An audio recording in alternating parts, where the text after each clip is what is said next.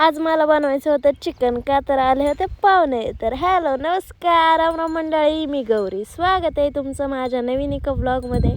आणि खरं सांगायचं ना, घरातली सगळ्यात छोटी पोरगी मी आहे आणि त्यामुळं पाहुणे येताना खाऊ तर घेऊनच येतात. आणि खवा आणल्यानंतर सगळ्यात आधी काय आणलं हे उचकून बघणं कंपल्सरी. भेळ, जिलेबी आणि हे मी उचकते. त्यात लाडू होते.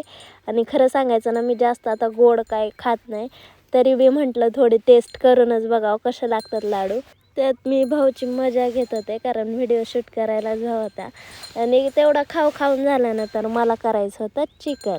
चुलीवरती टोप ठेवून तेल तापायला ठेवलं होतं आणि मसाला सगळ्यांना नाण्यानंच काढून दिलं होतं. नाण्याच्या अंदाजानुसार किती मसाला घ्यायचा किती नाही ते नाण्यानं सगळं काढलेलं होतं. मग ते मसाला सगळा परतून घेतला.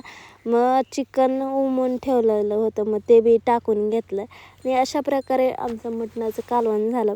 तुम्ही पण तुमच्या घरात लहान आहेत का आणि पाहुणे आल्यावरती असाच खावा आणतात का? कमेंटमध्ये नक्की सांग. असेच नवनवीन ब्लॉग बघायचे असतील तर फॉलो करायला विसरू नका. भेटूयात पुढच्या ब्लॉगमध्ये. तोपर्यंत बाय, टेक केअर.